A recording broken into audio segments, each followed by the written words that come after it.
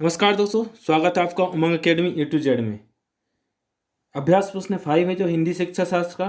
Topic का नाम है भाषाई विविधता वाली कक्षा कक्ष की समस्याएं। तो challenge of teaching language in diverse classroom. Diverse classroom जो होता है, भाषाई विविधता का मतलब होता है अलग अलग भाषा बोलने वाले बच्चे वहाँ पर आते हैं, तो उसकी समस्या जो होती है उसके क्या चैलेंज होते हैं, उस पर आधारित जो प्रश्न पूछे गए हैं अभी तक इस टॉपिक पर आधारित वो सब प्रश्न इसमें उन्होंने दिए हैं। कुल 15 प्रश्न होंगे इस अभ्यास प्रश्न में जो कि आपको करने होंगे। और कितने प्रश्न आपके सही होते हैं कमेंट बॉक्स से कमेंट करके जरूर बताएं, और वीडियो कैसा लगा ये भी कमेंट बॉक्स में मुझे कमेंट करके जरूर बताएं। तो देख लेते हैं, एक एक करके देखेंगे सभी प्रश्न के कुल कितने प्रश्न हैं, कितने प्रश्न में से आपके सही। क्वेश्चन नंबर पहला है, लोकगीत को भाषा की कक्षाओं में स्थान दिया जाना चाहिए, क्यों? लोकगीत होता है, स्कूल में कार्यक्रम होता है, सांस्कृतिक कार्यक्रम होते हैं, स्थान के हिसाब से लोकगीत होते हैं वहाँ के, तो उनको स्थान दिया जाना चाहिए। क्यों क्यों दिया जाना चाहिए? मनोरंजन करने के लिए दिया जाना चाहिए। क्यों दिया जाना चाहिए? तो लोकगीत को बढ़ावा देना भाषा शिक्षण का मुख्य उद्देश्य है। ये तो होता नहीं है, मुख्य उद्देश्य भाषा उसका लोकगीत को बढ़ावा देना नहीं है। लोकगीत गाए जा सकते हैं, ऑफिशियली बात हो, लोकगीत गाए जा सकते हैं, लेकिन सिर्फ गाने के लिए थोड़ी ना इसको स्थान देंगे। स्कूल में गाना, जो गाने संगीत विद्यालय होते हैं वहाँ की बात अलग है, लेकिन जो बेसिक शिक्षा होती है वहाँ पर गीत गाए जाते हैं, ये कोई लॉजिक नहीं है। केवल लोकगीतों के माध्यम से पारंपरिक मूल्यों की शिक्षा दी जा सकती है। केवल लोकगीतों के माध्यम से, और किसी माध्यम से पारंपरिक शिक्षा नहीं दी जा सकती क्या? अरे दी जा सकती है भैया, तो दूसरा तो हो ही नहीं सकता। जहाँ पर केवल शब्द आ जाता है ना, वहाँ पर बहुत ही कम चांस होता है, 99% होता है कि वो पॉजिटिव नहीं है, वो निगेटिव ही है। इससे बच्चे सांस्कृतिक विशेषताओं से परिचित होते हैं। तो क्यों दिया जाता है लोकगीतों का स्थान? क्योंकि इससे बच्चे संस्कृतिगत विशेषताओं से परिचित होते हैं, अलग अलग क्षेत्र की अलग अलग संस्कृति होती है उससे परिचित होते हैं, इसलिए लोकगीतों को कक्षा में या फिर सांस्कृतिक कार्यक्रम में करवाया जाता है। तो इसका सही उत्तर क्या हो जाएगा? डी हो जाएगा। अब क्वेश्चन नंबर दूसरा है, एक बहुसांस्कृतिक पृष्ठभूमि वाली कक्षा। क्या है? एक बहुसांस्कृतिक पृष्ठभूमि वाली कक्षा। क्वेश्चन नंबर दूसरा है, एक बहुसांस्कृतिक पृष्ठभूमि वाली कक्षा में भाषा सीखने के बारे में कौन सा विचार उचित है? बहुसांस्कृतिक मतलब वहाँ का संस्कृति जो है अलग अलग, जिस क्षेत्र से आए हुए बालक हैं वहाँ पर कई प्रकार की संस्कृति है, वहाँ पर सीखने के लिए कौन सा विचार सबसे उचित होता है? अधिकाधिक पुस्तकों का निर्माण किया जाए, भाषा सिखाने के लिए व्याकरणिक नियमों का और अधिकाधिक प्रयोग होना चाहिए, या फिर भाषा परिवेश का निर्माण किया जाए ताकि भाषा अर्जन की सहज स्थिति बन सके, या फिर बच्चों में भाषा सीखने की क्षमता विकसित करनी चाहिए या फिर होती है। तो क्या होगा इसका सही उत्तर? इसका सही उत्तर होगा सी, भाषा परिवेश का निर्माण किया जाए। भाषा परिवेश का निर्माण किया जाए ताकि भाषा अर्जन की सहज स्थिति, मतलब में साधारण सी स्थिति ऐसी बन सके कि कोई भी वहाँ से भाषा सीख सके। तो इसका सही उत्तर कौन सा होगा? सी हो जाएगा इसका सही उत्तर। क्वेश्चन नंबर तीसरा है, सोहेल 1 साल पहले असम से पंजाब आया है। वह हिंदी भाषा का प्रयोग करते समय त्रुटियां करता है। एक शिक्षक के रूप में आप इस कथन को सही मानेंगे? क्यों मानेंगे? वो त्रुटि करता है तो सही क्यों मानेंगे? इसकी वजह क्या है? उसे रोज 1 घंटा हिंदी भाषा के शब्द बोलने का अभ्यास करना चाहिए। एक शिक्षक के रूप में आप क्या कराएंगे उससे? रोज 1 घंटा उसको हिंदी बोलने के लिए अभ्यास कराना चाहिए, या फिर सोहेल को भाषा प्रयोग के अधिकाधिक अवसर और प्रोत्साहन देना चाहिए। बार बार उसकी त्रुटियों के बारे में बताना चाहिए। यदि कोई बालक बार बार त्रुटि करता है तो उसकी त्रुटियों को बार बार नहीं बताना है, उसको यह रियलाइज नहीं करवाना है कि वो गलती करता है। उसकी त्रुटि को सुधारने के लिए उसको अधिक से अधिकाधिक अवसर देना चाहिए और प्रोत्साहन देना चाहिए। सोहेल की मातृभाषा का प्रभाव लक्ष्य भाषा पर नहीं पड़ने देना चाहिए। उसकी मातृभाषा है, उसका प्रभाव तो लक्ष्य भाषा पर पड़ेगा, लेकिन उसको जो लक्ष्य भाषा है उस भाषा का अधिकाधिक अवसर देना चाहिए प्रयोग करने का, और उसके साथ ही साथ उसको प्रोत्साहन भी देना चाहिए। तो इसका सही उत्तर क्या हो जाएगा? सही होगा इसका बी। क्वेश्चन नंबर चौथा है, राष्ट्रीय पाठचर्या की रूपरेखा 2005 के अनुसार, जो राष्ट्रीय पाठचर्या रूपरेखा है 2005 के अनुसार कौन सा कथन सही है? राष्ट्रीय पाठचर्या जो रूपरेखा 2005 की है उसके हिसाब से पूछा है, ठीक है। कौन सा कथन सही है? भाषा केवल भाषा कक्षा तक ही सीमित होनी चाहिए, सिर्फ बस कक्षा तक ही सीमित होना चाहिए या फिर और आगे ही बढ़ना चाहिए? तो ये तो गलत हो जाएगा। कक्षा भर में सीमित थोड़ी ना, घर में भी बोलते हैं भाषा, समाज में जाके बोलते हैं, ऑफिस में बोलते हैं, स्कूल में बोलते हैं, घर में भर थोड़ी। कक्षा कक्ष में से सीमित रहने से क्या होगा? भाषा शिक्षण एक प्रकार से अन्य विषयों की कक्षाओं में भी मौजूद रहता है। बच्चे विद्यालय आकर ही भाषा सीखते हैं, सिर्फ विद्यालय आकर ही भाषा सीखते हैं और कहीं नहीं सीखते। अरे घर में भी सीखते हैं भैया, वो परिवार में सीखते हैं, अपने घर से सीख के आते हैं कुछ तो भाषा। प्राथमिक स्तर पर भाषा सिखाने में केवल पढ़ने पर बल देना चाहिए, केवल पढ़ने पर। उसको बातचीत करने पर या फिर लिखने पर, इस पर कुछ पर बल नहीं देना चाहिए, केवल पढ़ने पर। जब केवल शब्द आ जाए, ही शब्द आ जाए, तो वो क्या हो जाता है? निगेटिव हो जाता है। तो इसका सही उत्तर कौन सा होगा? बी हो जाएगा। क्या? बी। भाषा शिक्षण एक प्रकार से अन्य विषयों की कक्षाओं में भी मौजूद होता है। क्वेश्चन नंबर 5वां दिया है, विद्यालय में एक से अधिक भाषाओं का शिक्षण।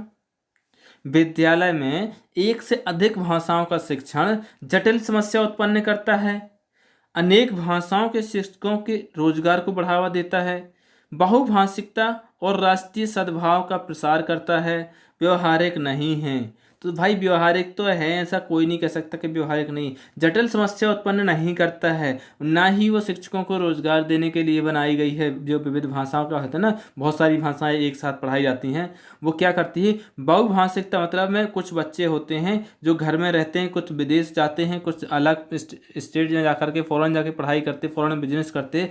तो बहुभाषिकता और राष्ट्रीय सद्भाव का प्रसार करती है।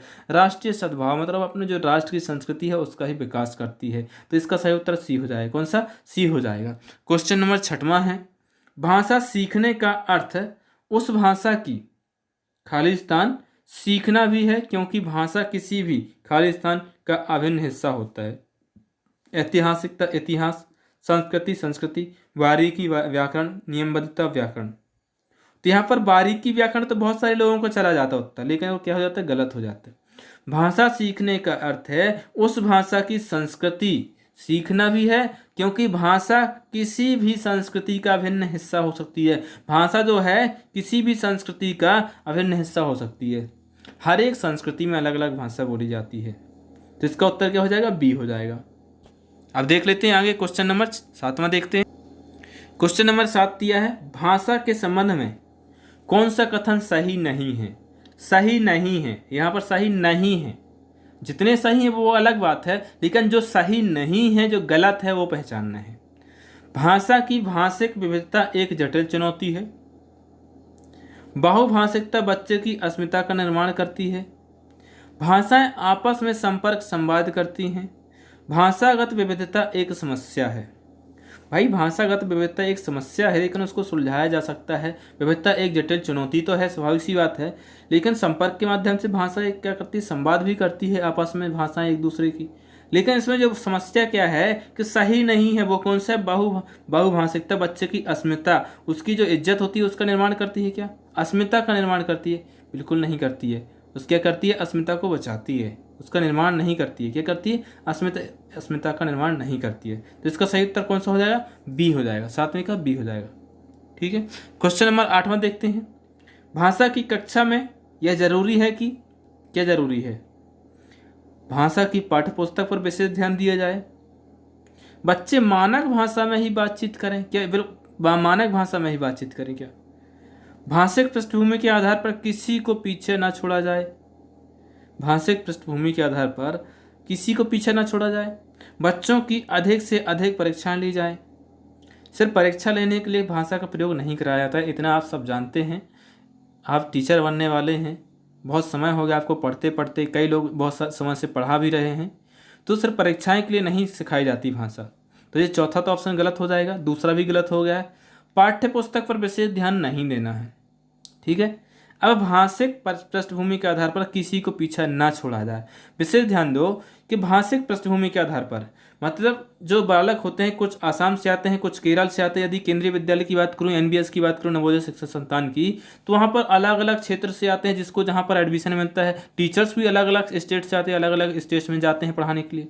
तो भाषिक पृष्ठभूमि के आधार पर किसी भी छात्र को, किसी भी व्यक्ति को पीछे ना छोड़ा जाए। ऐसा नहीं कि वो असमी बोलता है तो उसको केरल में मतलब मलयालम में उसको पढ़ाया नहीं जाएगा, या फिर वो पंजाबी बोलता है तो उसको हिंदी नहीं पढ़ाई जाएगी, या फिर मणिपुर साइड रहता है तो वो उधर की भाषा अलग है। तो ऐसा भाषा के आधार पर किसी को भी पीछे नहीं छोड़ा सकता। तो जो इसका सही उत्तर हो जाएगा कौन सा, सी इसका सही उत्तर हो जाएगा। क्वेश्चन नंबर 9 दिया है, उच्च प्राथमिक स्तर पर बहुभाषिक कक्षा में बच्चों की भाषाएं एक संसाधन है, एक कठिन समस्या है, एक पहेली है, या फिर एक जटिल चुनौती है। उच्च प्राथमिक स्तर की बात कर रहे हैं यहाँ पर, कहेगी उच्च प्राथमिक स्तर पर की। तो उच्च प्राथमिक स्तर पर बहुभाषिक कक्षा में बच्चों की भाषा जो है, भाषाएं हैं, वो एक संसाधन होती हैं। क्या होती हैं, एक संसाधन। तो पहला इसका सही हो जाएगा। दूसरा, द्वितीय भाषा सीखने के संदर्भ में सबसे कम महत्वपूर्ण है। यदि आपको सेकंड लैंग्वेज सीखना है तो उसमें सबसे कम महत्वपूर्ण कौन सी बात है, अभिभावकों से प्राप्त प्रोत्साहन, भाषा की परीक्षा, अभिवृत्ति, शिक्षक का रवैया। क्या जरूरी है इसका, क्या है, अभिभावकों से प्राप्त प्रोत्साहन सबसे कम महत्वपूर्ण है। तो इसका सही उत्तर क्या होगा, अभिभावकों से प्राप्त प्रोत्साहन सबसे कम महत्वपूर्ण है। क्या है, अभिभावकों से प्राप्त प्रोत्साहन सबसे कम महत्वपूर्ण है सेकंड लैंग्वेज के लिए। ठीक है, बच्चे के स्कूल की भाषा और घर एवं पड़ोस की भाषा में खालिस्तान होना चाहिए, जुड़ाव होना चाहिए, समरूपता होना चाहिए, समरसता होना चाहिए, या फिर अलगाव होना चाहिए। क्या होना चाहिए, एक बालक है, उसकी स्कूल की भाषा, घर की भाषा और पड़ोस की भाषा में क्या होना चाहिए, वो होना चाहिए समरूपता, समरूपता होना चाहिए इसमें। ठीक है, इसका सही उत्तर हो जाएगा बी। नेक्स्ट देखते हैं, क्वेश्चन नंबर 12 है, भोजपुरी भाषी मोनिका सा को स और रा को ढ़ा बोलती है, इसका सर्वाधिक संभावित है। क्या संभावित है, जो कारण है इसका संभावित क्या है, मातृभाषा से प्रेम, उच्चारणगत त्रुटि, हिंदी भाषा की कठिनाई, मातृभाषा का व्याघात। तो मातृभाषा से प्रेम नहीं, उच्चारणगत त्रुटि नहीं है, हिंदी भाषा की कठिनाई नहीं है, उसमें क्या है, मातृभाषा का व्याघात, क्योंकि वो पहले से बोलती आ रही मातृभाषा से, इसलिए बोल रही। तो वो क्या उसको क्या कहा जाता है, मातृभाषा की त्रुटि नहीं कही जाती है, उसमें क्या होता है, मातृभाषा का व्याघात। इसका सही उत्तर हो जाएगा डी। क्वेश्चन नंबर 13 है, प्राथमिक स्तर पर क्या है, प्राथमिक स्तर पर बहुत सांस्कृतिक पृष्ठभूमि वाले कक्षा में लक्ष्य भाषा के परिवेश से भाषा अर्जित करते हुए, जे बहुत सांस्कृतिक नहीं है, बहुसांस्कृतिक है। क्या, बहुसांस्कृतिक है। बहुसांस्कृतिक पृष्ठभूमि वाली कक्षा में बच्चे लक्ष्य भाषा के परिवेश से भाषा अर्जित करते हुए क्या करते हैं, लक्ष्य भाषा की अपनी पाठ भाषा में तुलना करते हैं, धीरे धीरे भाषा के रचनात्मक प्रयोग का अभ्यास करने लगते हैं, उसे शुद्ध अशुद्ध रूप में पहचानते हैं, व्याकरणिक नियमों की शुद्धता को पढ़ाते हैं। सही क्या होगा इसका, इसका सही जो होगा, धीरे धीरे भाषा के रचनात्मक प्रयोग का अभ्यास करने लगते हैं। शुरू में नहीं कर पाते हैं, शुरू में वो अपनी मातृभाषा को ही प्राथमिकता देते हैं, उसी में जवाब देते हैं, उसी में उनको समझ में आता है, लेकिन धीरे धीरे क्या करते हैं, वो रचनात्मकता प्रयोग का अभ्यास करने लगते हैं धीरे धीरे। तो इसका सही उत्तर क्या हो जाएगा, बी हो जाएगा। क्वेश्चन नंबर 13 का बी। क्वेश्चन नंबर 14 है, त्रिभाषा सूत्र का उद्देश्य है। त्रिभाषा सूत्र, यदि किसी कक्षा में 3 भाषाएं पढ़ाई जाती हैं, किसी विद्यालय में फिर किसी कक्षा में 3 भाषा पढ़ाई जाती हैं, तो उसका उद्देश्य क्या है, क्यों पढ़ाई जाती हैं। एक भाषा से काम चल सकता है तो 3 क्यों पढ़ाई जाती हैं, यदि 3 पढ़ाई जाती हैं तो उसका मतलब क्या है, क्यों पढ़ाई जाती हैं। देश में बहुभाषी संवाद के परिवेश को बढ़ावा देना, विभिन्न संस्कृति से परिचित करवाना, विदेशी भाषा से परिचित कराना, या फिर उपरोक्त सभी। तो इसका क्या हो जाएगा, उपरोक्त सभी। ये सभी उद्देश्य जो हैं इसके हैं त्रिभाषा सूत्र का उद्देश्य, तो डी इसका सही हो जाएगा। क्वेश्चन नंबर 15 है, जो कि इस प्रैक्टिस सेट का लास्ट क्वेश्चन है, बहुभाषी कक्षा में समस्या, क्या समस्या है, किससे संबंधित समस्या है, शिक्षक संबंधी समस्या है, छात्र संबंधी समस्या है, भाषा संबंधी समस्या है, या फिर इन सभी की समस्या है, उपरोक्त सभी। तो 15 क्या होएगा, डी हो जाएगा। शिक्षक संबंधी समस्या भी होती है, छात्र संबंधी समस्या भी होती है, भाषा संबंधी भी समस्या होती है, और उपरोक्त सभी इसका क्या हो जाएगा, उत्तर हो जाएगा। वो कैसे होता है, शिक्षक होता है, शिक्षक किस किस बालक को किस किस मातृभाषा में पढ़ाए, हर एक भाषा वाले 7 छात्र आते हैं, तो उनको जिसकी भाषा मदर टंग है जो शिक्षक पढ़ाता है तो आसानी रहती है, भाषा पर भी प्रभाव पड़ता है, तो उत्तर सही हो जाएगा। दोस्तों वीडियो अच्छा लगा हो तो लाइक करें, शेयर करें अपने दोस्तों को।